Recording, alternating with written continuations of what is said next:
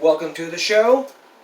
As always, let's begin with the drill you always know. COVID-19 numbers. The media reports this, so I also have to be the one to report it.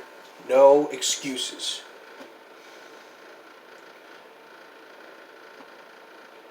In New Oasis County, we are 36,000. We are 10 cases close to 39,000. 742 deaths. None of recovered in New Oasis County. 2.75 million state of Texas. None recovered. 47,507 deaths. United States, 29.8 million. None have recovered. 542K. 121 million plus 498K. 69.8 million have recovered. Plus another and 271 million plus 10,003. Now the vaccinations. From as of today, 10.84% of the population has gotten the vaccine, and 6,300,000, which brings it up to 3,143,630. 362. And there's even more vaccine statistics in Texas. 9.61 million doses are given. 3.14 million have been vaccinated. And 10.84. California, 14.7. Florida, 8.19. 7.37 million for New York. Illinois, 0.96. And the list goes on. The lowest ever is in Vermont, where over 200K people have gotten the vaccine, and 93,226. That's the lowest ever. And only the lowest ever. So, COVID tips, always. If you get COVID, you need to get the vaccine immediately. And I know y'all heard the news. Governor Greg Abbott, weeks ago, reopened Texas 100%. But still, that doesn't mean you can just start not wear masks anymore. No. I mean, there are signs out there that say you still require to wear a mask. If they mandate it, that's their choice. We'll be sitting there arguing them back and forth. And don't be getting arrested for this. You'll be sent to jail.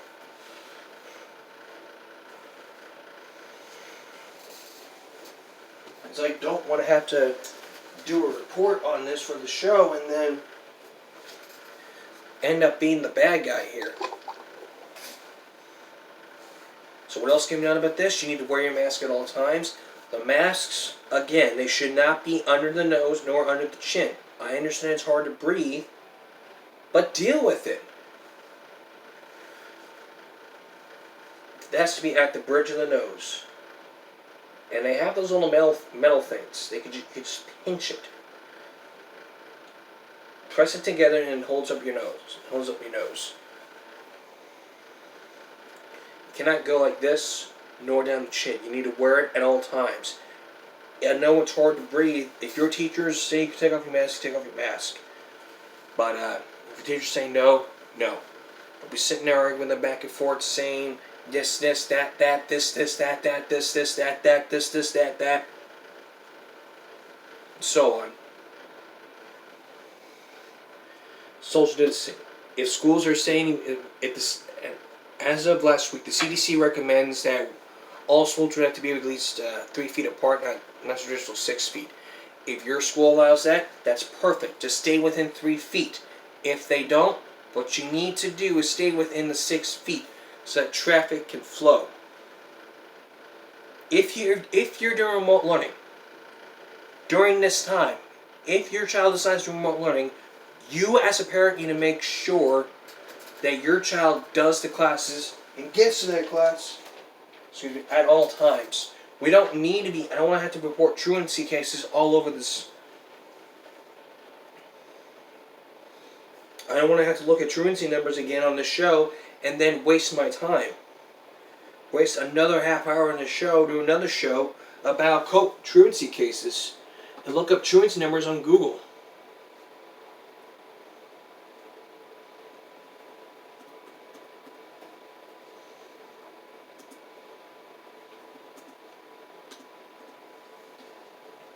That's not what I have to do.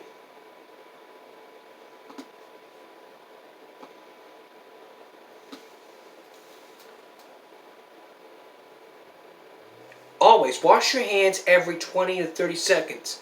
That way it helps kill germs. And always disinfect your area. If you're in in-person learning at school, what you need to do is do the same thing. You need to make sure you disinfect your area before class ends.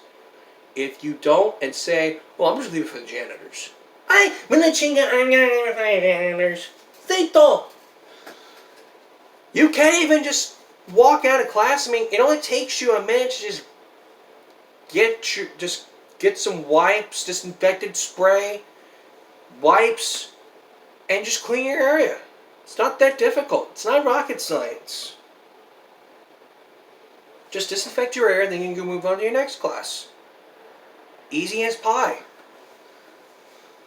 Depends on what type of pie you like. If you have a medical condition, then what you really need to do is just, if they tell you to wear a mask, wear a mask. Just don't argue with them. Don't listen, and also don't listen to those anti-maskers who believe the numbers are fake. If you decide to join them, that's your choice, but you're going to end up being arrested and charged for trespassing. We don't need that kind of crap. I don't want that kind of crap, and you don't want your kids to end up in that kind of crap.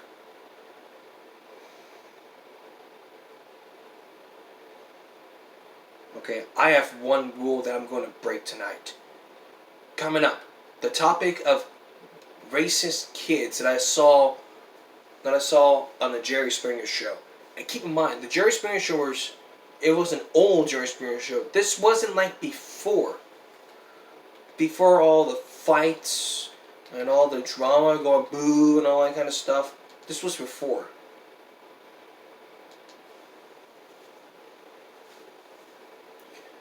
So why are kids being so racist? I'm gonna probably show you a portion of the clip in return, as well as look at articles of racist kids over the years.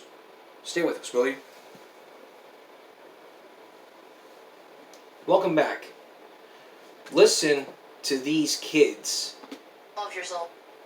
Listen to these kids. I'm 11 years old. I'm 12 years old. And I'm 14. We believe that blacks are not equal to whites, and when the time comes, God will demand us to kill all Jews. Did you just listen to that? That did not come out of a bogus adult who believes blacks and whites should not be mixed. This came out of a child's mouth. I had one rule that I was not going to talk about racism on the show, and now I'm breaking this rule because children are involved in racism. How do we deal with this? The best way to deal with it, I understand, like, look, this is America. We all have rights to free speech and stuff, but when free speech is going too far, it can land you in jail. That was the subject of Jerry Springer back in 1993 when he did a show called Racist Kids.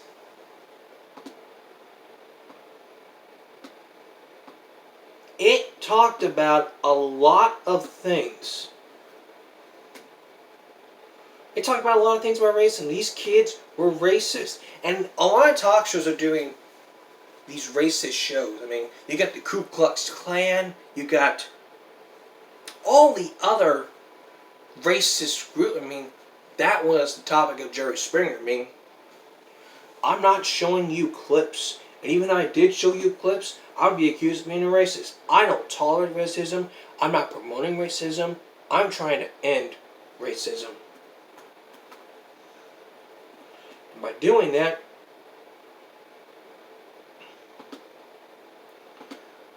is to bring in all of these topics about racism to end it.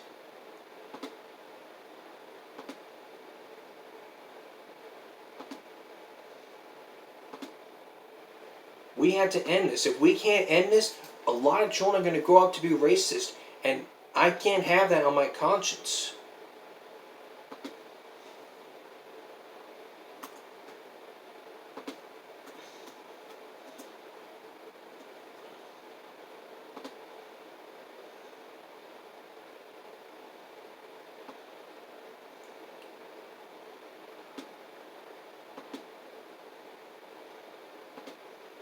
And I'm not going to tolerate this kind of stuff on this show.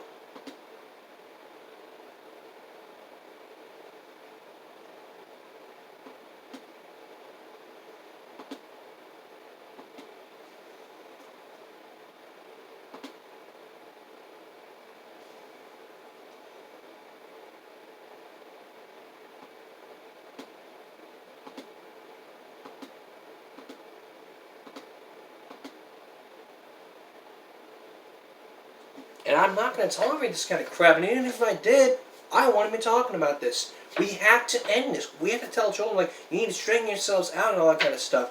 And even the parents are teaching them it's okay to think blacks and whites are not mixed. Personally, I think blacks and whites do mix. Martin Luther King taught us not to judge by color of their skin, but by the content of the character. I know I'm going to get comments saying that I'm a racist. I'm not a racist. I used to be a racist back in 6th grade when I was wrongfully accused of saying the N-word. I can't even say it without a smirk on my face. I can't even just tell a story without having a smirk on my face. If I was accused of that, if I went back in time and did that, I would say to myself, you're doing this all wrong. What you're doing is wrong. You need to change yourself. And I have changed. We have to end racism for all children. And we have to teach kids that racism is wrong. How can we teach them? The question becomes, how can we teach kids about racism?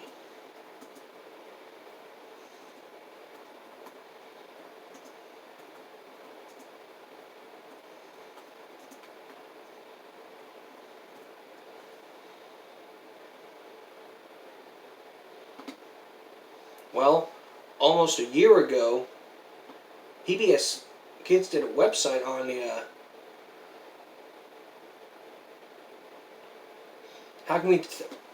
PBS Kids did an article about this. It said how to talk to honestly with children about racism. How can we talk about that? Well, here are 7 tips of Dr. White to help parents to prepare for difficult conversations and start discussions with using picture books, activities, and asking questions for your children. This is for all parents, so I recommend you pull up a chair, get some popcorn, get your child, get some popcorn, your favorite snack, or if you're at work, you can watch it if you're on break so that you can teach your child about this. This is important information, and I intend to get your undivided attention right now. I'll wait. I am very serious. We have to end this. And if we can't end this, a lot of children are going to be racist, and we cannot have that. I'm waiting. I've got like 10 minutes to go. Here we go. Practice what you could say before you say it. The big struggle we have when it comes to addressing racism for children is not having a conversation about race and bring up the fear. Have conversations with another adult first. Calling up a friend, have another parent from school, family member to practice. Also, need to be aware of your own bias. If you believe that they demonstrate you are fearful,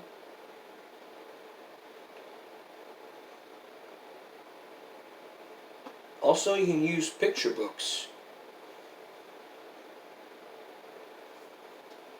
Notice when your child might be one of my race writers' favorite stories, small characters. I mean, you might be shocked by the answers. Ask your child how they feel directly. Answer, why does this keep happening with an activity? Instill confidence in black children through storytelling. Help children understand how to be an ally.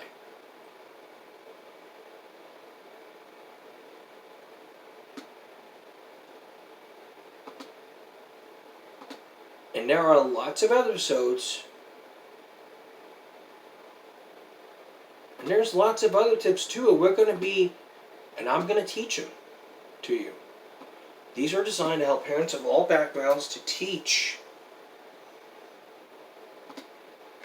and talk to their children about race early enough to make lifting up age-appropriate activities that can be incorporated easily in your life. So what I would recommend is And the other tip I have, I would look up Jerry Springer on YouTube and watch an episode of that on Racist Family, and I would recommend it, but parents who comment on this saying that I would not recommend it, then it's okay. You don't have to do this, it's just a suggestion. Here are 10 tips to teach you about kids. Start early. 6 months of age, maybe you're noticing racial differences. By age 4, children have begun to show signs of racial bias. You need to let your child know that it's perfectly okay to notice skin color and talk about race. Talk to them about what racial differences mean and don't mean. Also encourage your child. They can ask questions, share observations and experiences, and be respectfully curious about their race. You don't have to be an expert on race to talk to your child. You just need to be, as for parents, you just need to be honest about what you don't know, and work with the child to find accurate information. Like I said, you can watch an episode of the Jerry Springer Show. I will put the episode to this in the description below so that you guys can know so you guys can watch it. Also, be mindful. You, as a parent or a role model of your child, what you say is important, but what you do, the diversity of your friendship circle, for example, is likely to have a bigger impact. If your child has been in a diverse school, consider enrolling here in after-school weekend activities. If they don't have that, then I don't know what to tell you. Also, face your own bias. Let your child see you, acknowledge your face, and face your own bias.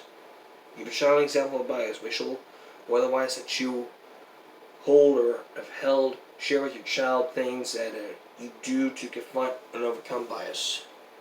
Also, know and love who you are. Tell stories about challenges in your family, from your grandparents and your other parents and all that stuff. Always gotta tell stories. You need to be honest, be active, and plan a marathon, not a sprint. But it's okay to shame, I'm sure, or let's come back to that later, okay? But then do come back to that.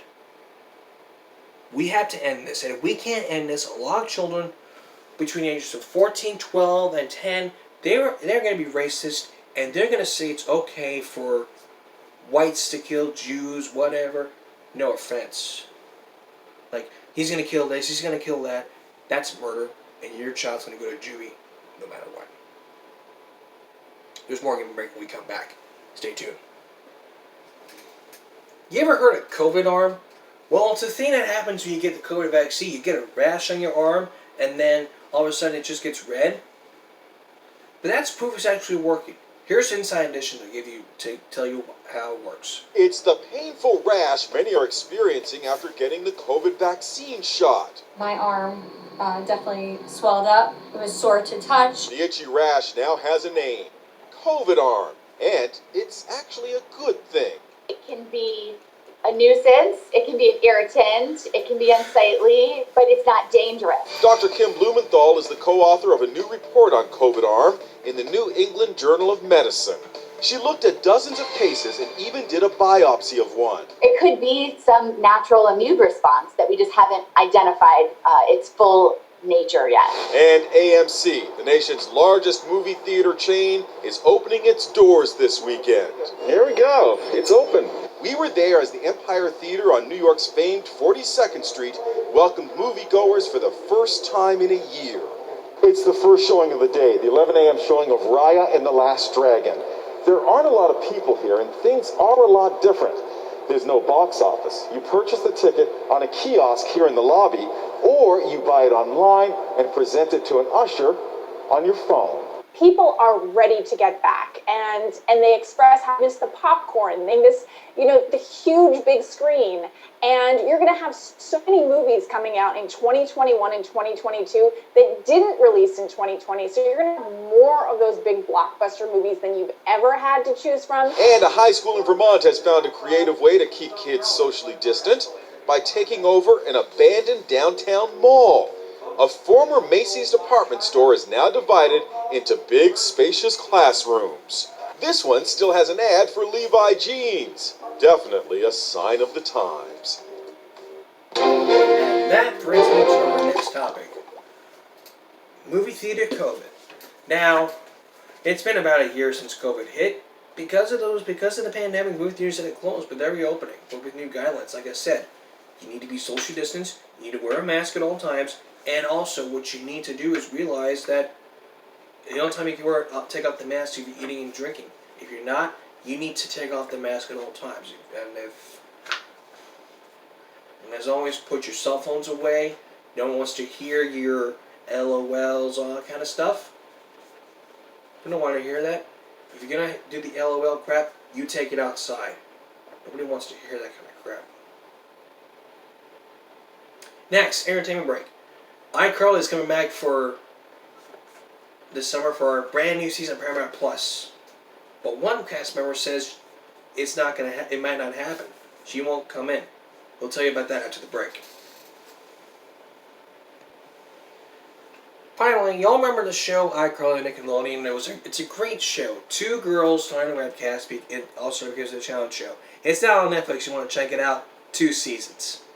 But it is coming back for a reboot this summer. And one of the cast members, who is also a pop singer, her name is Jeanette McCurdy, who had a hit record, says she's not coming back. But in TBro.com, she reveals why she's not joining the iCarly reboot. She says she made the decision to leave entertainment several years ago. As E! News points out, I quit a few years ago because I initially didn't want to do it. My mom put me in when I was 6, my short of age, I guess 10 or 11. I was the main financial support for my family. My family didn't have a lot of money, and this was the way out, which I actually think was helpful in driving me to some degree of success. She confessed that acting was often difficult for her, and she frequently struggled during the audition process. She felt nervous, although she was able to overcome that. The passing of her mom later altered her goals, which death kind of died in her ideas of life, and it was her own journey, and a difficult one for sure. But she wanted to discuss feelings of embarrassment regarding watching for Nickelodeon past. She started in iCarly from 2012-2017, and her character also received a spin-off series, Sam McCat, starring Harriet Cat. Associated parts of none of my past. I feel so on the rules, and she was embarrassed. We got to get, but what I'd say is we need to get Sam back. We got to get Jeanette McCarty back on there, and I propose that we need to make a petition, and that petition needs to state we need to get Jeanette McCarty back on the show. We need a Sam. You can't do iCarly without a Sam, and you basically can't do my show without me. Look at me. I'm basically a single anchor here. I mean, if you try to add a co-anchor, look, I tried in the past to have a co-anchor, but did not work. Failed. I had a cameraman for when I did a live in the graduation almost a year ago, and it worked. So, if I make this petition, y'all gotta sign it, and we have to do what we have to do. It also says, News suggests decision to take a break from acting because iCarly prepares for its return. The series will feature members of the original cast, including Amanda Cross from Nathan Crest and Jerry Trainer. No word on a premiere date, but it's going to release this summer. But in a recent episode, he also addressed Jeanette's decision not to take part in the movie for now. He said, but we're not going to go into that. We're just going to get in. I'm just getting into detail about why she's not joining the iCarly team. That's that. And that's all the decision. Give me a break Sunday going to Monday. We'll see you again. Give me a break Monday. For all the very latest COVID-19, all the other topics at our regular time. All of us here at YouTube, take care of yourself and each other. Until next time, good night.